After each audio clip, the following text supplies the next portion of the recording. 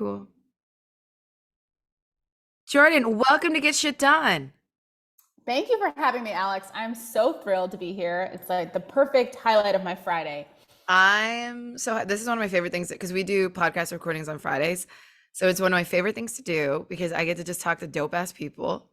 I'm like, this is my job. Yes. So I wanted to quickly check in. This is one of my favorite things to do now is if you could describe in one word how you're feeling right now in your business, like this moment, because in an hour it could change. Right now in this business, what would the word be to describe how you feel? Grateful. Grateful because I am grateful for our team. I am grateful to get to work on something I care really deeply about. I am grateful to work with my mother. So my co-founder is my mother, so we can talk about that. Oh, I can't wait till we're getting that for sure. I am grateful because we just started focusing on sales the past 3 months, and I see nothing but opportunity ahead. And so I'm grateful for the position that we're in business wise, and I'm just feeling appreciative. Oh, I love that. It's giving me like fall vibes too. It's like the Yes, gratitude. It's yes. like, yes, okay. I love this. I think my word today is, and each week it's so interesting. I love seeing the juxtaposition between the guest and myself. I would say determined. Mm. Um, we had like this week our team, and then for those of you listening, and you're not going to hear this for like a month, but we had a little snafu. Someone on our team made a pretty big mistake, and we all had to put our heads down and figure it out together. And I don't know if you ever read the book The Hard Thing About Hard Yes, Things. I have. So I'm curious to know from you because in that book he says there's typically two types of CEOs. There's peacetime and there's wartime CEOs. You tend to index higher on one. What would you say you are? Wartime. Yeah, I'm Absolutely. I'm absolutely wartime. Absolutely. I was I'm a like, wartime I'm CEO. like, oh, there's a war. Oh, it's on. I'm ready to I'm go. like, this is my moment. I'm like, Yes, that's how I am. no And hesitation. no hesitation. And like since I was a kid, I was always such a like I was ready to fight. I'm just like such a Yeah, yeah, fighter. yeah. And so when shit hit the fan, it was kind of I was talking to this dude I'm dating. I was like, it's kind of fucked up, but like I got a little amped up. I got a little amped. I'm like, Meanwhile, is that toxic? your team member, meanwhile, is like, oh my gosh, She's I made a freaking out. mistake. And you're like, we got this. We're gonna We work got this. together. We're gonna figure it out. That's what I'm hearing from you. That's empowering. It's And seeing the team crazy. come together in those moments also is like, oof. Right. It Yeah. was just like this. Okay. So I love say grateful and determined. Okay. So I'm excited to hop into what you're building. Shout out to Visible Figures because that's how you and I got connected. And I wanted to, because for us, we hear so many of the same entrepreneurial stories regurgitated, especially around women entrepreneurs. And I'm like, as much as I love Oprah and I love Sarah Blakely, I'm like, I want to know of all the women we're not talking about. Um, and your story is so interesting because you are the very few, less than 1% of us, of Black women who have raised VC and beyond a million. So we're going to get into that. But I want to take it back because you're building this amazing company with your mom, which we'll get into. Um, but what were you doing before you became an entrepreneur? Let's start there. I love context. Absolutely. And you asked me, am I peacetime or wartime? I said wartime. You explained your week. And my first thought, and this is really relevant, is for me, I'm all about the team. So Mhm. growing up, I played every sport under the sun. I was a part of any group I could be a part of. I joke sometimes that I'm the type of person that would be like drawn into a cult because I drank the Kool-Aid pretty easily. And sometimes find myself creating my own little mini cult on occasion. But honestly, you would have found me part of a team working on something, probably doing something pretty difficult. In college, I joined the crew team as a junior and signed up for morning practice and a pretty intense experience just because I missed having the team dynamic in a sports context so much in college. And in the adult world, I was sort of the ringleader of my friends and have always been very introspective and very open about my own journey of growth. Whether that's obviously as a kid and in a team in a sports context, but even as an adult, uh, really believe that life is a journey, and am very open to share that with others, because that's kind of where the magic happens. And it's like conversations like this, I think, are a great example too. Amazing. So were you in that reminds me when I was a kid, I was like in everything. I was such a generalist, but I would like in every sport, in every like activity, whatever. God bless my mom, who is like Jesus. But I always wanted to like find my thing. It was like, Mm. oh, this is not my, I'm not gonna hunker down on this because I don't really love it. I would master it and I'd be like, okay, time to move on. Um, so you have uh, kind of this affinity towards leadership, doing things. So then before you became an entrepreneur, were you in corporate? Have you always been building businesses? Like, what did that look like? Sure. So after college, I graduated from Harvard 10 years ago. I went into consulting. I was thrown onto a bunch of different teams. It was a tremendous learning experience. I then worked in media at a startup, got a taste for entrepreneurship. The team was 15 people when I joined, and we grew to 130 people in 18 months. And it was this crazy roller coaster ride. And then I kind of got the entrepreneurship bug at that point. There's something incredible about working on a growing business with other people.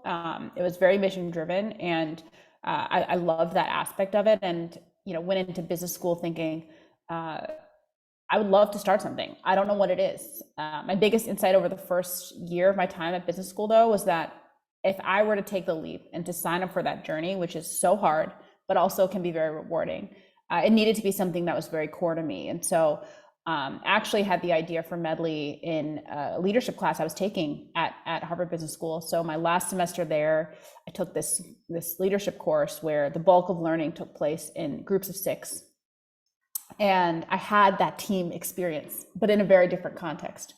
The group met for 2 hours every week over the course of the semester. Incredible trust, incredible vulnerability. I dove deep into a research hole and found that these types of small groups actually do exist in a lot of other contexts in modern life today, but just aren't super accessible. So you have these executive networks like YPO. I interviewed members, people would be a part of their groups for 20, 30 years and would describe it as a core part of their identity and a core place for their reflection and power. You even have the incredible power of groups to help people through challenges of addiction. And I think AA is a really interesting example of that. But for someone who is not yet a super senior executive and also recognizes the beauty of bringing together different perspectives, bringing together people at coming from different places, Medley is sort of filling that gap. So yeah, it's been an adventure. I had graduated from school in June of 2018, and Edith, who's also my mother, I call her Edith now, and it bugs her. I think she Of misses sometimes when I course. call her mom. Yeah. She called me. She called me after one of those, career update chats. I thought she was going to tell me, Jordan, you need to get a job. What are you doing? Instead, she said, I want to be building Medley with you, and we should be doing this together. Uh, and we just haven't looked back. We had a first initial meeting. We talked about our goals and what we'd be hoping to get out of the experience, and we've honestly been off to the races ever since. And it's been 4 years. She left Goldman Sachs in January of 2018. So she and I are Mm. coming from Medley in two different vantage points. She ran HR at Goldman Sachs for 10 years. Before that, she was running other businesses and financial services. And so we were both sort of at this transition point, and came together in creating Medley. So co-founder relationships are always very interesting, in terms of deciding like whose roles, who's going to do what. I can only imagine when it is your family member, especially the person who birthed you, that you are like because I think of so my first business ever, that was one of my best friends. We lived together. We like Mm, to literally that put a strain on our relationship for years, and now we're friends again. Now we're in our 30s. mm, But then I get to my next business. I didn't know my co-founders prior to that. I was a mentor that was like, you all need to know each other. And that worked really well. And then I get to now get shit done. And I was like, oh, I'm good with being a solo founder, but surrounded by really incredible people that hold me accountable because I don't think I can't carry this vision alone, right? Mhm, So mhm. when your mom approached you about, I want to build this with you, what did that conversation look like? Because I think this is, because it's so intimate, Mm. can give a lot of guidance to other entrepreneurs who are trying to determine who their co-founders would be, because you have to be so careful. So, how did you all decide the roles and the boundaries? That, like, Mm. what did that look like? Whew. So, for some context, it was just she and I for the first 8, 9 months, which actually gave us a lot of space to have a very consistent dialogue about our working relationship before bringing in another person into the mix. I remember that first meeting we had. It was actually took place in a conference room at one of the companies she was on the board of. We asked if we could borrow it and laid out an agenda. We talked about a like what we'd hope to be getting out of the experience and working together. B, we talked a little bit about each of our various strengths. It was clear from the very beginning that I would be the CEO and that she would be, a very involved co-founder, but I would have the CEO title. And we at the same time we're still very much ideating what Medley was even going to be. So I had this instinct around small groups. She and I really concepted the business together, and I think the number one thing that stood out from our initial conversation was just that we would always put our mother-daughter relationship first and would approach things from a place of mutual trust. And so, you know, have there been moments where there has been a tension where we haven't had the space for our mother-daughter relationship? That's actually been the greatest challenge, in all honesty, in building Medley, and in terms of our dynamic, has just been in terms of making sure we still have time to go for a walk, to go out for lunch, to not talk about work, because she and I are both so passionate about what we're doing and obviously have a lot going on. So I think, a takeaway for those who are navigating those initial founder conversations, and I really think that there's no one magical recipe. I mean, you had two very different experiences with prior relationships, and establishing, both like trust and a sense of shared values, and B, I think for us as well, we made a commitment to always talk through and be open to talking through any challenges as soon as they come up. Because if you have that dialogue and if you have the trust around having an open dialogue, that can help you navigate challenges, because they're going to happen. Nothing goes perfectly, and no business is going to be, just up and to the right the whole time.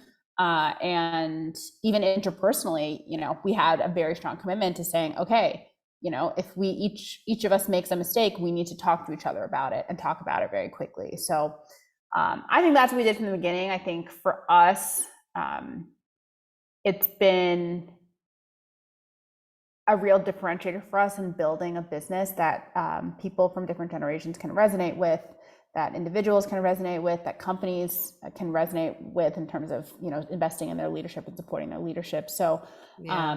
it's really been an advantage, but definitely required a lot of upfront work to make sure we were set up for success.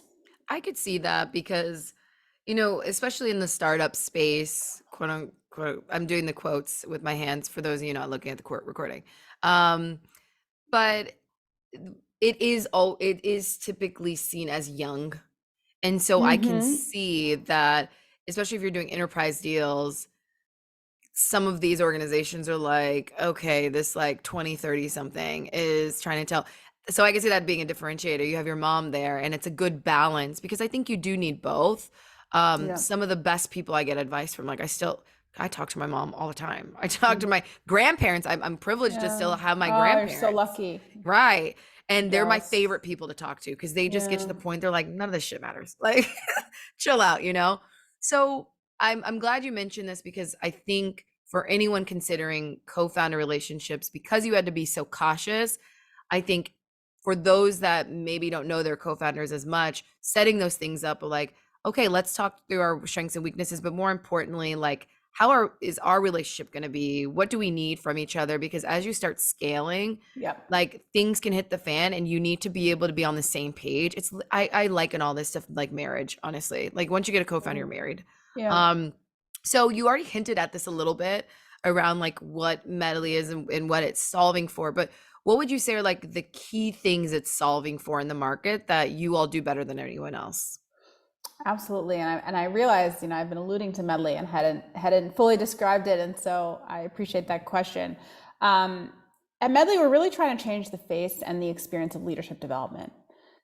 Leadership, in our mind, is very broadly defined. So a parent can be a leader and is a leader every single day. A Absolutely. teacher, My mom, my sister, my proxy mom, older sister has 4 kids, full-time parent. I mean, It's insane. I'm like, who are you? so much respect for that. You. Absolutely amazing. People who are just starting off in their careers, they're 25, 27, they can most definitely be leaders at work and outside of work. And people who are managing teams, of course, have that leadership role as a manager. And we just know that the existing offerings of, one-on-one coaching, and we think one-on-one coaching is incredible and powerful, but also it's hard to find a coach. There's a lot of barriers. It can be very difficult to know what to expect from the experience. So there's those challenges that we see. And another challenge that we see is that people are looking for spaces to find their team, to feel that sense of connection, to feel that sense of belonging. And so what we're doing with Medley is really bringing small group coaching to a much broader audience and enabling people to access that as a form to invest in their leadership. You can practice leadership skills in the group. You have the accountability of others, and you're engaging with diverse perspectives, people coming from different vantage points in the group itself. And so if an individual said, okay, I want to join Medley, they'd sign up on our website, they complete our matching form. We'd match them to a group based on their goals and where they are in their journey. So they could be navigating a career transition. They could be recently promoted. They could also be navigating a big life moment and wanting to have additional space to invest as part of that. They would be with 6 to 8 other people who are also in that place in their journey. Medley groups are 4 months long. They meet twice a month, 90-minute sessions on Zoom. Our coaches are incredible. We have an amazing community of coaches and to put a lot of care into how we match the coaches with the individuals. And this sort of segues into something I'd love to talk more about is companies are also realizing that it's a huge opportunity and need to support their emerging leaders in their organizations. And so we've just started partnering with companies and have gotten amazing initial traction in really the past 3 months, where companies are seeing Medley as a way to signal their investment in their emerging leaders. So it's a really strong example of investing in them, and also give them some space for themselves where they can integrate and have both personal and professional development. Yeah. So Especially in this that's market. That's what we do. Yeah, in This market is a hot mess, which I'm happy we're at this place, this inflection moment where it's like all these people are like, no, I'm not going to work this way. So yes. you need to take care of me. And that's the job of these.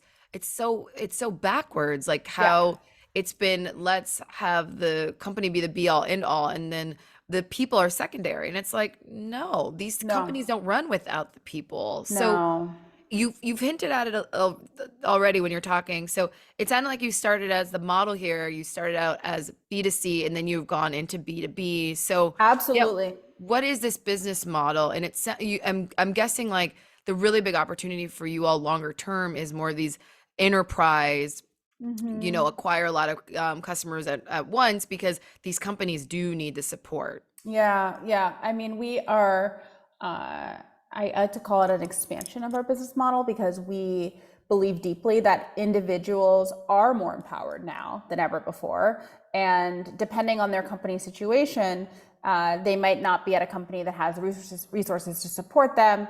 And they might want to actually have ownership over this coaching experience. And so Individuals can join Medley. It's an annual commitment, $1,600 for the year, but we have about 20% of our individuals are paying much less. We have a sliding scale that's available because financial inclusivity is really, really important to us. And we haven't said no to a single person who's wanted to join Medley and who hasn't necessarily had, the means, which are really high. And then businesses who, as you touched on, are feeling a great need and demand from their employees to have more opportunities and spaces for growth, will sort of sponsor employees within their organization to join the Medley community. Yeah. And what's really powerful is that this is space for them. This is space for the employee outside of the company. They're with people who are in their groups and work at different organizations. And there's strict confidentiality in the groups. It's really been incredible to see actually just how positive the response has been, just on the sales side, but also how impactful the experience has been for our members and communities. And we just did a survey wrapping up the cohort that is closing shortly. And firstly, the groups are super committed and engaged, and attendance is like 90%. People show up and they commit, and that just creates so much connection. But additionally, they're describing growth across their lives, and they're forming new real relationships. And something that jumped out to me recently was someone said, I thought I was going into Medley to get access to coaching, and I left with a much broader sense of perspective in the world and confidence in myself as a person. And I'm like, just like touches me. Yes. Touches me so deeply. And that's goes back to the gratitude at the start where I mentioned, and just feeling very grateful to get to work on something. And it's not all fun. It's not all easy. And it's certainly a lot of work, but when I get those types of comments, it feels very rewarding. So That's what keeps you going, though. It's like, yeah.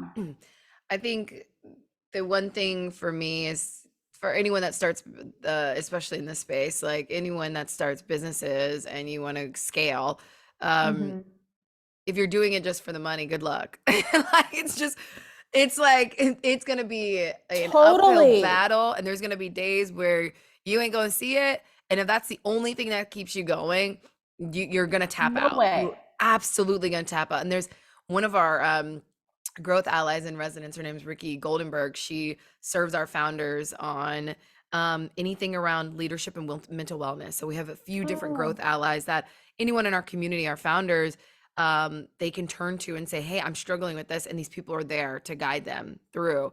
And she even told me, because there was a week I was having, she was like, man, Alex, like, she just sent me this really nice note. She was like, I just so admire you for how you run this community. She was like, this is insane. This is amazing.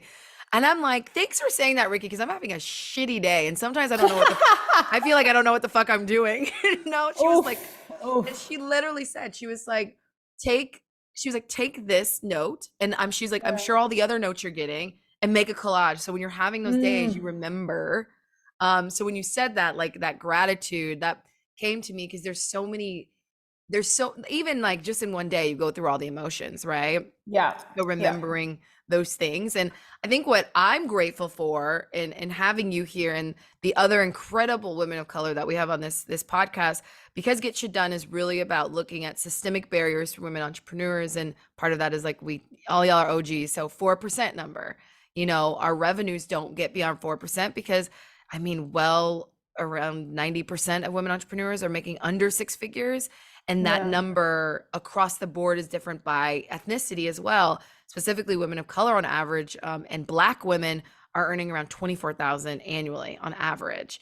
And so, exactly. So having people like you can't see my face, but my jaw literally dropped. That's insane. And that's why it's like, why I'm excited to get into the things you've done very well is, you are like inching in on the 7-figure mark, which is incredible. We're like right there, which is crazy, because it's like on average 24,000 for Black women. And the fact that you're a Black woman that raised venture capital, which is, well under, like, it's like 0.01% or something crazy. So being able to have faces like you and voices like you to be here is really incredible. So I want to break down some of those things that you have done well. And one of those is partnerships, which you've already alluded to. So when you went Mm. into the B2B channel, you got some really good traction. You came out the gate with like 7 partnerships. So can you walk the audience through like what did that process look like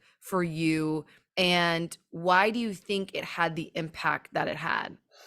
Certainly. I think a couple of things really jump out in reflecting on the past few months, and I appreciate you highlighting that piece. I think something we did very, very well was really ask the question, how can we accelerate learning as quickly as possible and use that to actually drive some of these partnerships close.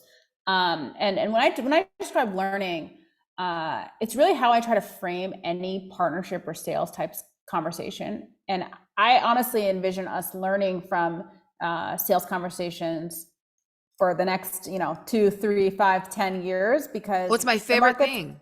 It's yeah, R&D.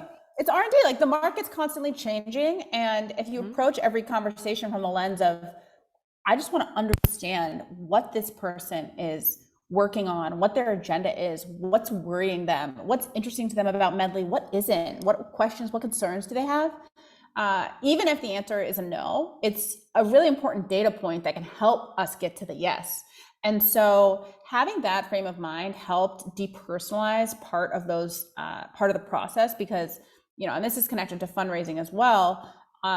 It is scary to put yourself out there. It is scary to put something out there that you think is amazing and your team thinks is incredible and your customers think it's great, but you don't know if this corporate leader is going to find this resonant for their audience.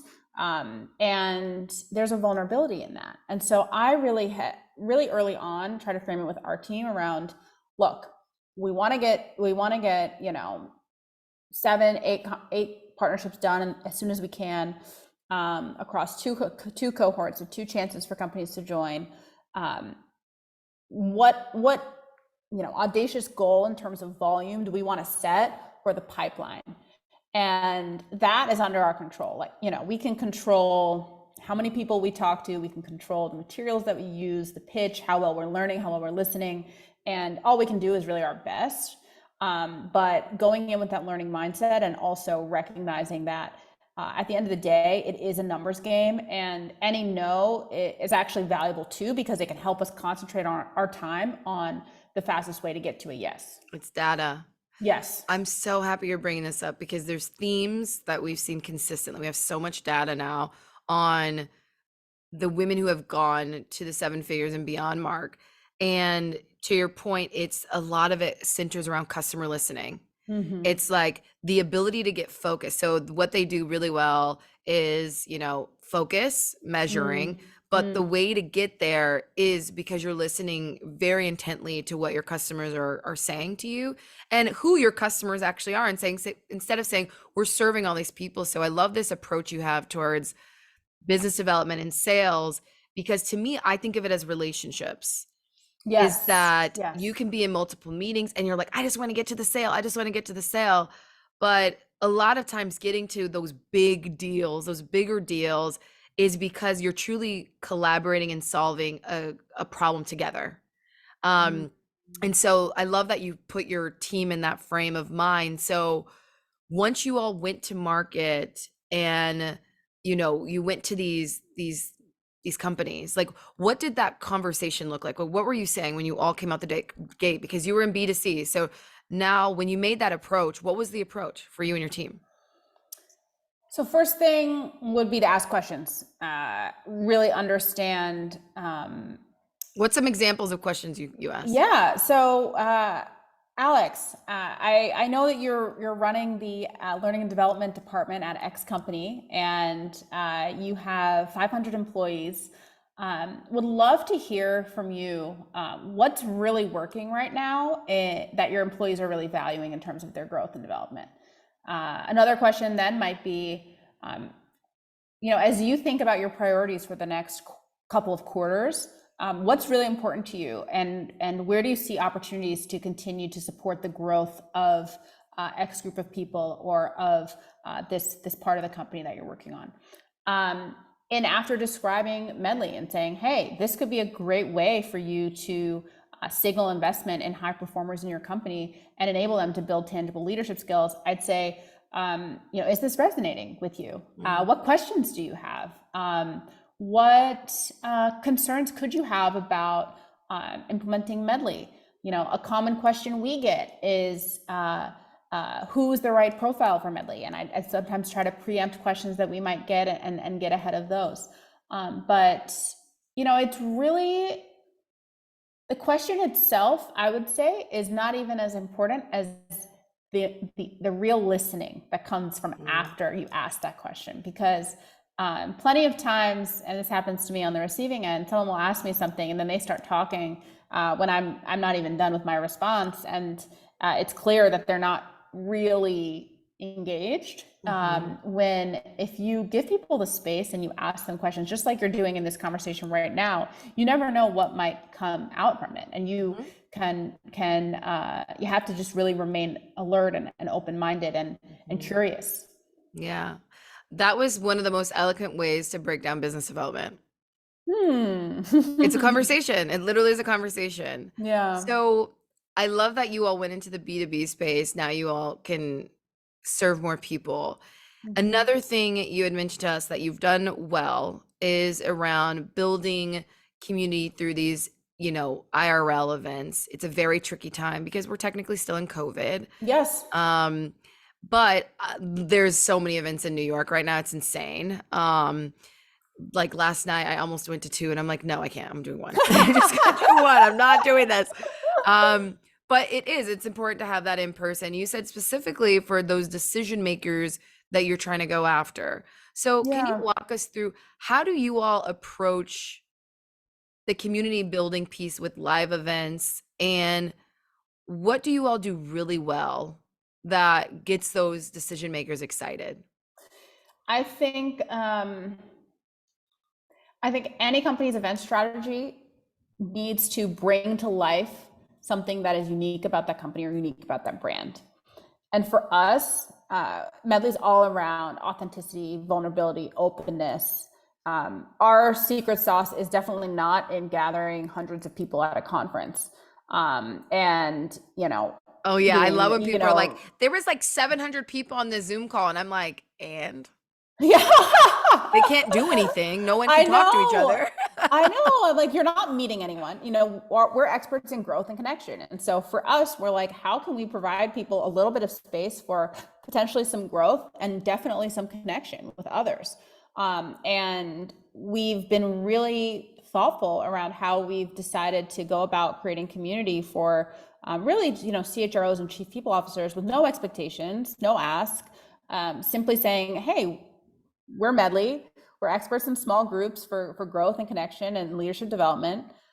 We'd love to give you some space to meet with other people who are in your seat across a mix of companies, and also participate in a Medley group. And so we actually have had people participate in a abridged, slightly shortened version of a Medley session. And we also are experimenting with doing that on the consumer side and giving people the space to try Medley before they engage and commit to the full experience, because we're in a very, in some ways it's a very crowded market, but in some ways, in terms of what we do, it's very new. And even for both companies and individuals, many companies don't have a group coaching program in their organization. Many individuals have not worked with a coach at all, let alone a group. They might not know why they would want to join a group. They might not know, they might be nervous about the experience. Groups can be intimidating for many people who haven't had as much experience in them. And that's why it can be especially impactful, but it also can be intimidating. So we really think, how can in-person events and even events on Zoom and virtual events just deliver on what we're the best at and not try to compete for mind share or in the space for things that aren't our specialty. And yeah, that's how we thought about it. I love this. It's being able to like provide that space. Again, this is customer listening. You said Mm. we're not trying to impose something on them. We're just saying, hey, people like you that want to come together. Here's a space for you all to actually connect and learn from each other. This reminds Mhm. me of Sandy Castrol. She's the incredible founder of a nonprofit called IC Stars, Scale to the Multi-Millions. And that's one of the things they do. They bring in, they help to develop tech talent within marginalized groups and communities. Then they bring in these CIOs of these big companies who need talent, Mm, but literally just say, hey, how about we all come to the table and talk about what the needs are? And they get connected, but more importantly, they're like, oh, I'm activated, I need talent, I need to mm, now instill and roll out to these things we just talked about. So it's just such an incredible flywheel effect when you get all those people involved. So this leads me to the next thing that you mentioned that you did really well, which I'm curious as to if these people become your ambassador. So one of your go-to markets has been your makers program, and these mm-hmm. are essentially the ambassadors. Can you walk us through how that program works, and then why is it such a key piece to what you all are building today?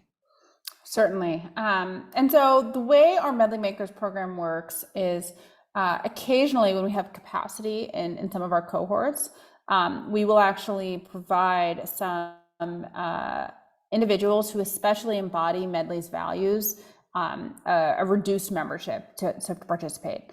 And in exchange for that, we actually don't ask for promotion of any sort. We ask for feedback because we're trying to learn and continuously improve the experience. And so the Medley Makers program is really people who will participate in groups. Potentially, we're testing out a new part of the curriculum, or curious about testing a different structure, or maybe it's just a cohort that's launching and we have some space in a few groups. We'll actually have those people join, and they provide additional feedback throughout their experience. And occasionally, we'll also do focus groups and things like that with that community. And the reason why this has been especially important to us is we ultimately believe and have seen that at the end of the day, the Medley experience is going to be what drives our continued growth. The impact that it's having on our members is our greatest way to show people and to have them share Medley with others in their lives in an organic way. And so we want that experience to be absolutely incredible. We didn't actually want to talk to any companies until we felt confident enough in our experience that we'd be delivering a really high quality growth experience for participants. And so that's really been our North Star is how can we give people space for meaningful personal and professional growth, and also experience sort of the connection that comes from being a part of a Medley group. And we think about marketing and we think about growth, we really try to orient everything kind of falls from that North Star. Mm. So when you all are deciding who these ambassadors are, is there a particular profile? And then, you mentioned reduced membership, but what is the incentive for them to even say, I want to do this? Like, why are they excited to even do it? So Oh my let's gosh. start. When we Yeah, kicked off the program, we had like 100 people demonstrate interest, and we were like, "Oh wait, love this it. is more than we even anticipated."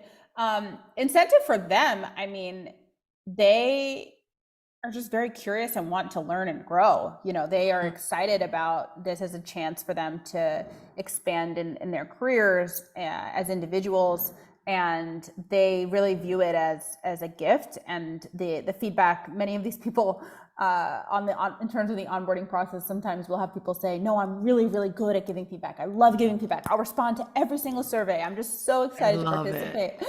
And so, yeah, I think genuine interest and desire to participate in Medley is really what the incentive is. I would say in terms of the profile, the number one quality is a degree of curiosity and openness and sort of growth orientation. Yeah. And we have, a questionnaire where we just get to know people and we talk to them. We speak to people on Zoom and on the phone, and get to know them and understand where they are. But it's a range. There's people who are writers, who are artists, who run, VR museums, who work at tech companies, who work in financial services. There's no sort of target job or age or anything like that. People will be in their 20s, 30s, 40s, 50s. but it's really people uh, who have this mindset around growth. And when we ask them, okay, would love to hear, Alex, from you, like, what have you tried, and how do you invest in your growth across your life? I'm sure you'd have plenty of things to share, and seeing someone's eyes light up and say, oh, well, I've tried this thing, or I do this, or I always call my grandparents and talk to them every weekend. And that honestly is a big source of grounding and perspective. And you just get to know people. And that's kind of how we approach the whole business, honestly. I love this breakdown.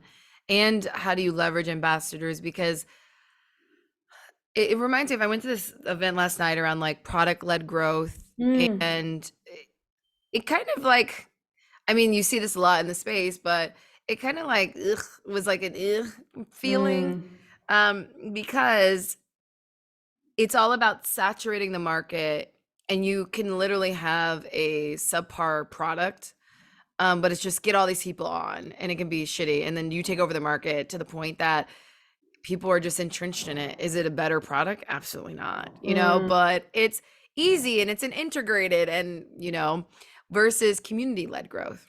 It was mm, like, I want to hear about this, because it wasn't until one of our advisors was like, this is essentially community as a service. mm.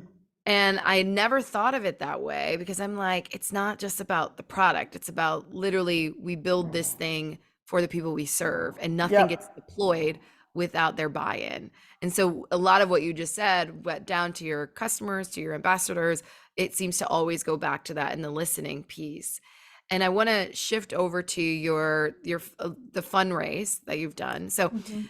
I'm so proud, because I feel like sometimes women will be like, "Oh, I'm not going to correct you." Like, I sent Jordan a preview of some of the questions we were gonna ask her, and she was like, "Oh, there's just one little thing. We didn't raise 4.5. We raised 4.9." And I'm like, "You better come with the receipt." So I just want to break down quickly. Again, very few Black women have raised at all, especially beyond a million. And so you have, and I want to understand from your experience, what has been surprising in the process of fundraising, both good and bad? Hmm. Surprising, surprising, surprising.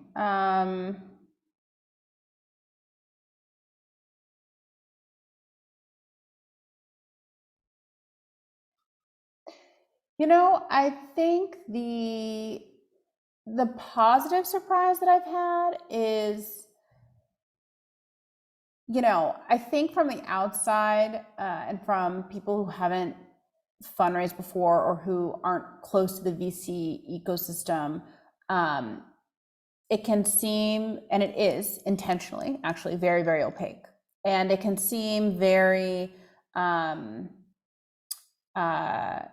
we see text messages with Elon Musk and his raising money that they just came out today, and it's like a bunch of billionaires who are messaging each other and throwing around hundreds of millions of dollars, and it can seem very impulsive almost.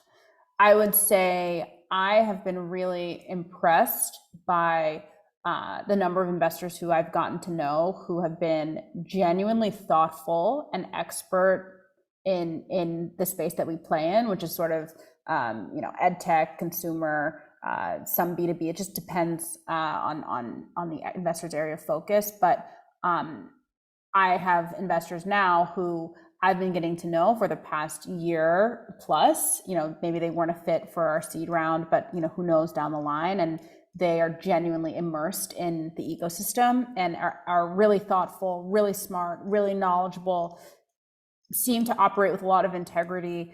And so I think that there's good eggs in the ecosystem. But on the flip side, I would say, in terms of a more negative surprise,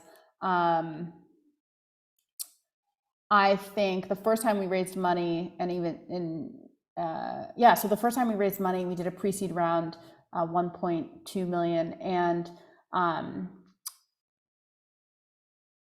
it was really hard for investors to understand what we were doing and to not try to put us into a box. And I think our atypical founding team structure, or not even structure, but we're a mother-daughter team, Edith came from the corporate world.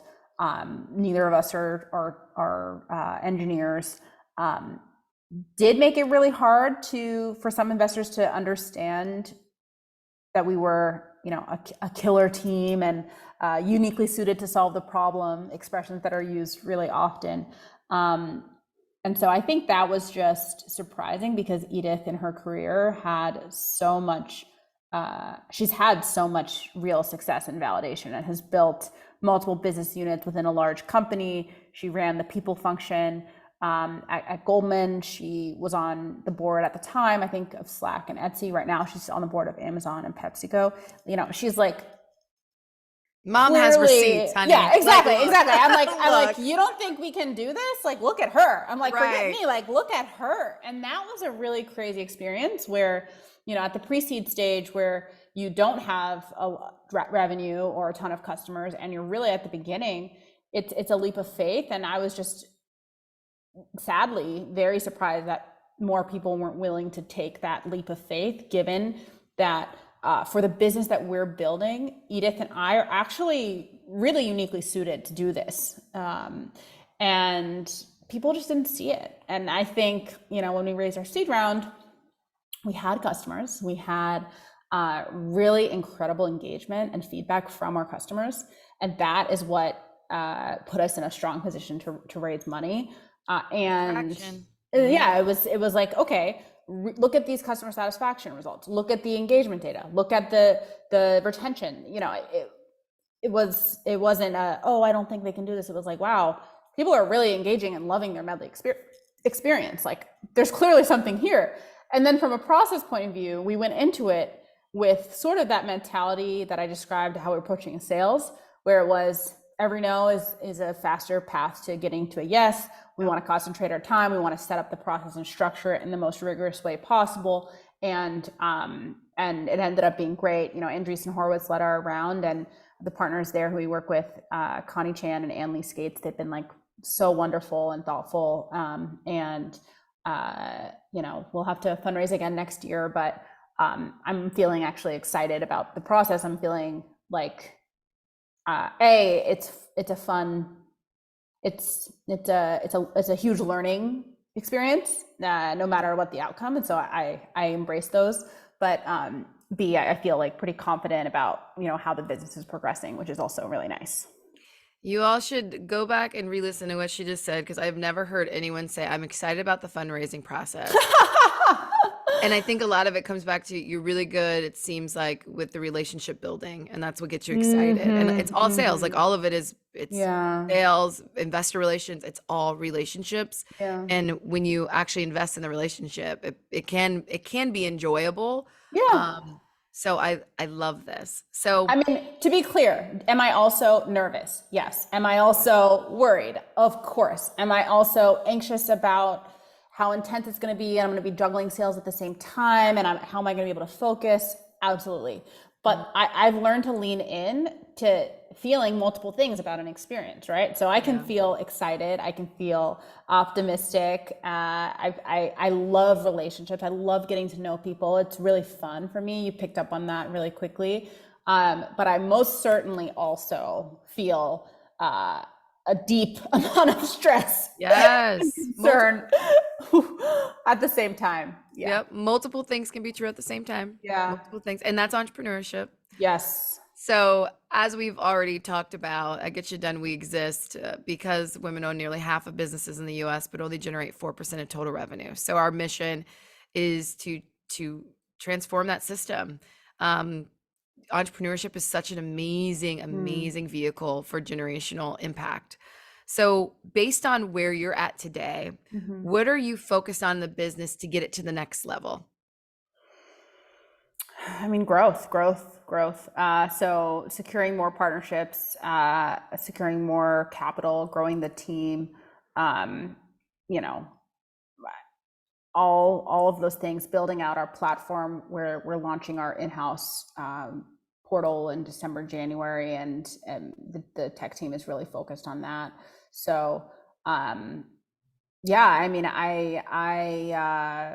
ultimately want Medley to grow because I just seen how impactful the Medley experience has been for people. And I'm like, if more people have a Medley in their life, people will be more empathetic, people will be a little bit happier.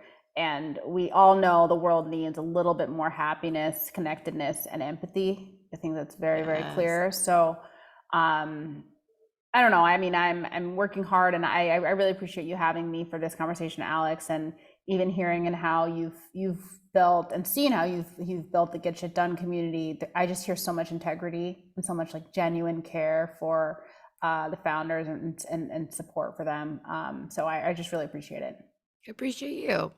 And so for the folks listening in, based on what you're focused on to get to the next level, how can they support you?